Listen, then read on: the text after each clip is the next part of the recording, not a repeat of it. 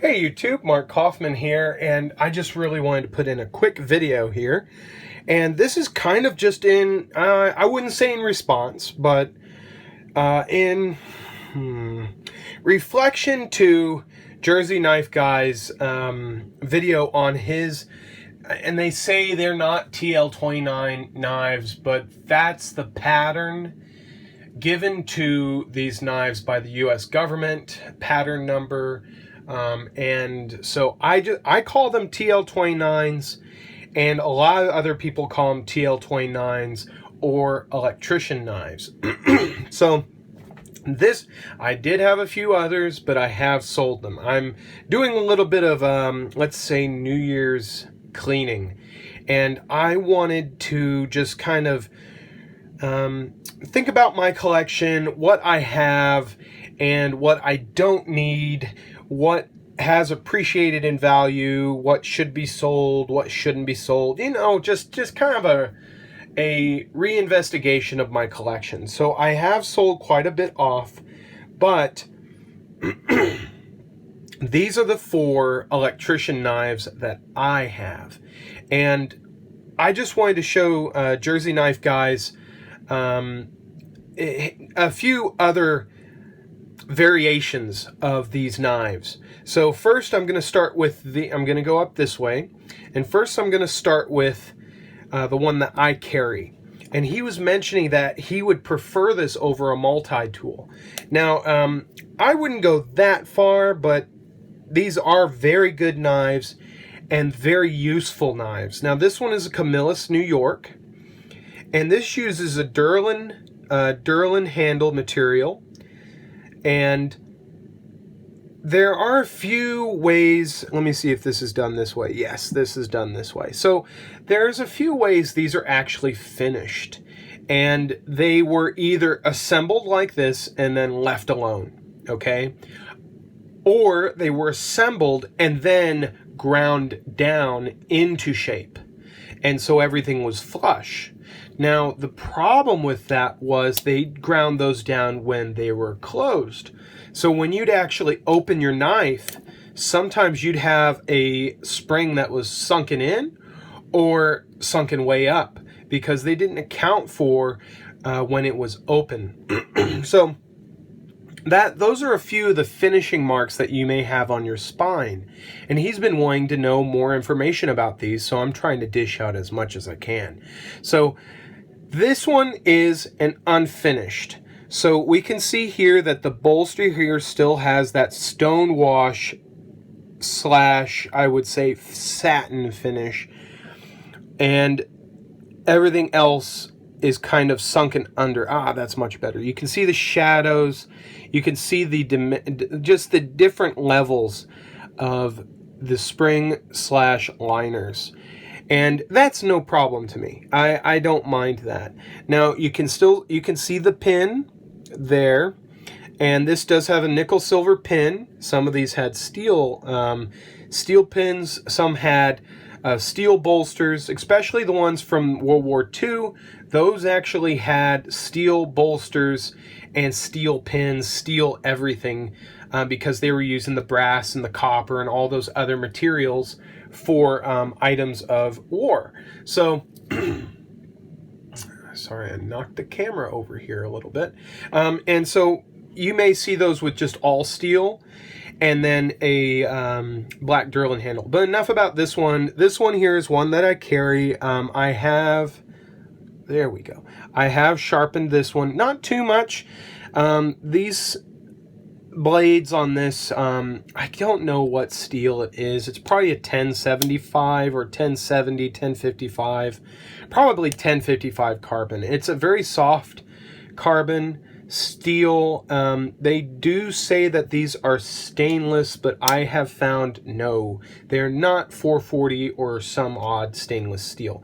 Now here is my screwdriver blade on mine, and this one here I actually did sharpen the wire stripper a little bit. I don't use it for wire stripping, especially on this one, because there we go, because I I usually use this for we'll just say pulling towards strokes on wood or anything else where I don't want to have a knife blade coming back at me. So I'll use this more as a chisel than anything else. So there's that. Then you have this wonderful, wonderful screwdriver, flathead screwdriver head here. And the thing that I love about this here is that you can put this in a vise and then you can sharpen it this way. And then you can sharpen it this way. And you have a ton of material here where you have a lot of life to this blade here. I mean, you could use this for years and years and go down to here and still have a pretty good screwdriver head. So that's nice. And then here on this one, you have the, excuse me, brass liner. Now, some of these brass liners will say press here to release or press here, and those are very early. And then we have a half stop. So those are very early electrician's knives, but they actually ended up doing that for quite a while. Probably because it was cheaper to just keep the tooling or etc., etc. But it doesn't mean you have an extremely rare one. They did that on a lot of them. So here's one that I don't carry. And I don't carry this one. Oh, it's a very clean Camillus. And there we go, Camillus, New York. But this one actually has never been sharpened. This one even has the burn mark of where it was burned on the grinding wheel. So this one's never been sharpened. It may have been used, but you can see it has a very rough edge. Excuse the oil. But it does have a rough edge, and it is sharp, but I'm telling you, these edges are not equal. One goes more that way, and the other one goes more this way. It's just, just not the most accurate edge. But I mean, look at that spear point blade. Let me have it in my pocket. It's a little smaller, but we can get an idea. I mean, man, that's got a great bit of belly to it. It's very similar to the Victorinox blade there. So, excuse me, I've got something in my throat. So this one does have a half stop, but look at the back of this one. Yeah, this one was ground down so it would eventually meet the liner. So with that, you can see though that the springs are not completely equal. You see how that one's raised up? And then here we have our very nice screwdriver blade, locks in place, but you see, even here, and I've got some red felt in there, even here it's not going to be flush. So that process wasn't always foolproof, but you can see on this one, you can see the burn mark, the grind mark there, that where this has been burnt out, and that may not assist you in keeping an edge, but I'll tell you that this is very sharp for that wire stripper. Now, I have seen people take a Dremel to this specific section, which, where did I put my zip tie? Where did that zip tie go? Okay, here it is. This section here was can be ground out to be a wire stripper as well. You can add a edge there also, so you can use that for another tool. But you're absolutely right, Jersey Knife Guy. This thing is fantastic. You can definitely get some torque power on this. If you wanted to abuse a blade, you abuse this one and you keep the other one for other tasks. So that is one of the really great things about this, is it can take a lot of abuse. And if you ever bust out this pin, I've actually seen people replace it with a nail, and then they just peen off each end, and there you go. You still have a usable knife. So this one is a really unique one, and I did show this off in my collection video of my slip joint knives, and this is an electric mate by Ricknoir, and you can see press to release, or press, and I mean obviously to release. But this is a Barlow sized knife, and you can see the difference in size there. This is a Barlow sized handle, and it has a sheep's foot blade covered in oil because this is a carbon steel. This is not stainless steel. Even if the branding said it, it's more carbon than your 440. So this one here has a very, very, excuse me, manufactured edge, aka I mean, this is almost at a 40-degree angle. This edge is almost non-existent. If it was me and I was going to use this knife, I would be definitely putting a new edge angle on it and getting that all evened out, you know, and just in the edge. But you can see Ricknoir, Boston, USA on, there we go, Boston, USA there. And this is just a fantastic little knife, very compact. If you wanted to have a compact electrician's tool, this is the way to go. Now, you also have a removable bail, whereas these are not removable. Those are peened in place. You can remove them, and then you can put another peen through. Excuse me, but that's a pain in the butt. This one, all you have to do is just stretch it out and remove it. I chose not to because of how rare this knife is. It's not that rare. I paid 20 bucks for this knife. So, and they're out there for 30 to 20 bucks. They're not too expensive. But this one was in fantastic condition, actually unused condition. Now you can see the, this is a great example of this technique. But you can see here, oh boy, let's get this in focus. You can see this unfinished part of the spring right there. Let me try and get this in. There we go. See the unfinished part of the spring there? And then, whoa, there we go. You can see where they actually started to grind that to meet with the liner. There you go. So you got finished and then unfinished. And then it goes on down. So it looks great, but it's still not flush. And even here you have a very proud spring. It's not horrible. This is made to be a tool. And I mean, all knives are tools, but this is made to be thrown in a tackle box, made to be thrown in a toolbox. It's made to be used. Now, here we go on the screwdriver blade. Now, I have to give this a pretty good kick so it locks. There we go. So now it's locked in place. And we have a very small tool, very small. Let me get this one out of frame here. We have a very small screwdriver here.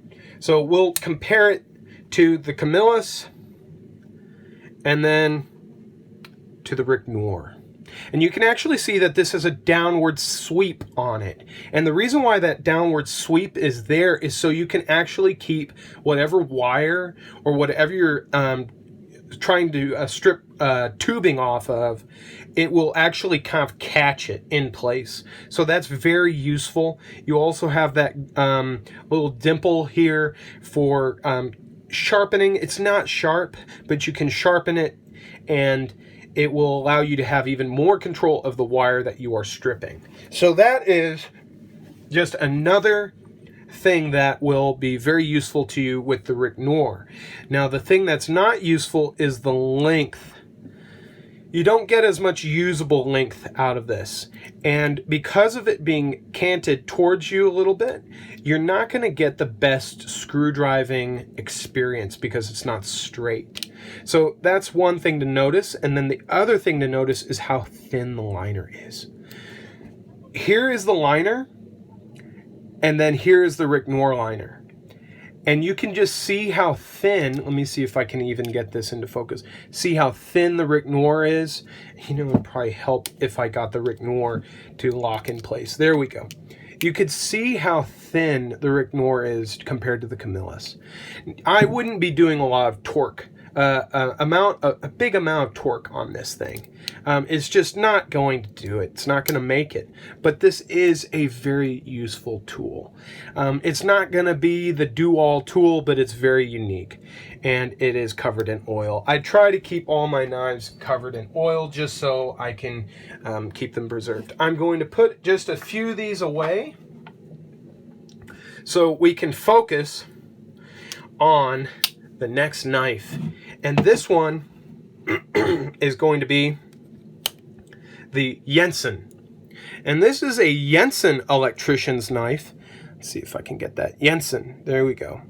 Stainless steel Japan. And I've dipped this in salt water. This is 440 or some kind of 420 or 400 series steel. And you can see that you can still see the there we go. The machining marks of how this originally was. This was probably polished out on a wheel, but you can see how it originally was machined, then polished. Not the best fit and finish, but this is a tool. It's not going to be a display knife. And this is made in Japan, so I'm assuming things in Japan are the same as the US, but you'll find something's a little different about this one. Now we can see here that they did do a better example of the grind technique on the spine. You can see that this is almost all flush, but look at the dip. You have a dip in that spring, and that's because when they did this, the knife was closed.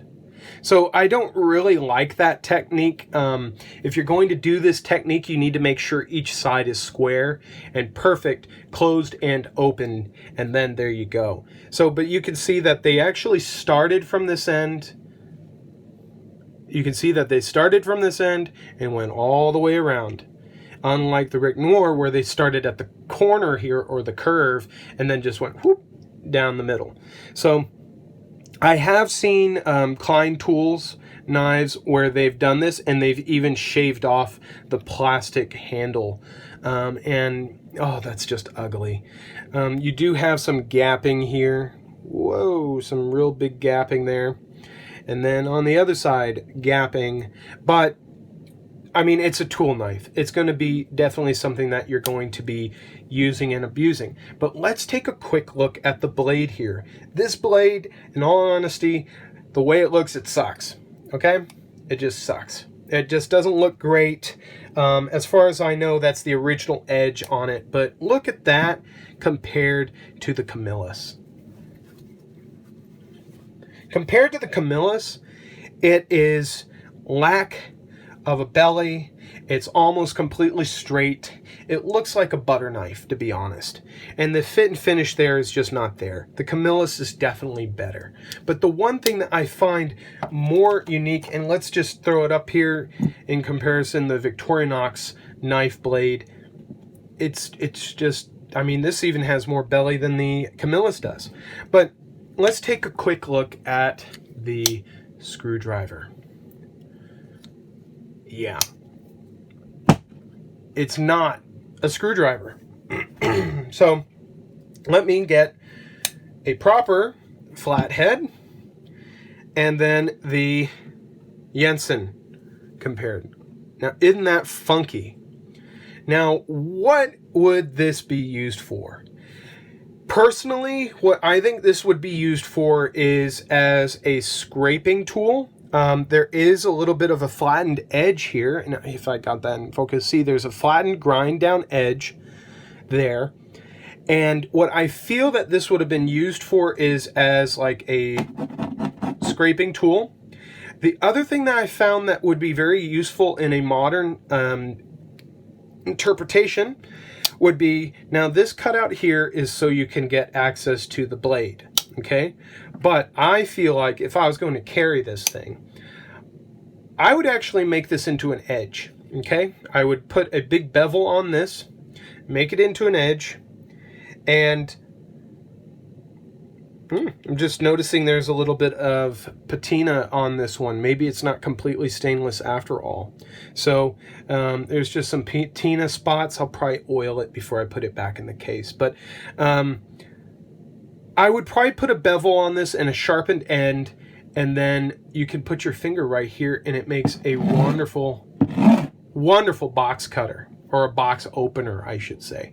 So that would be a great thing to do with that.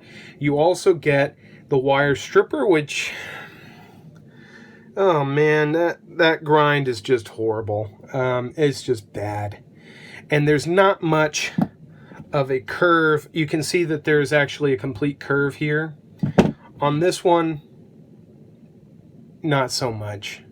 Not really. It's just the fit and finish on this is just not there.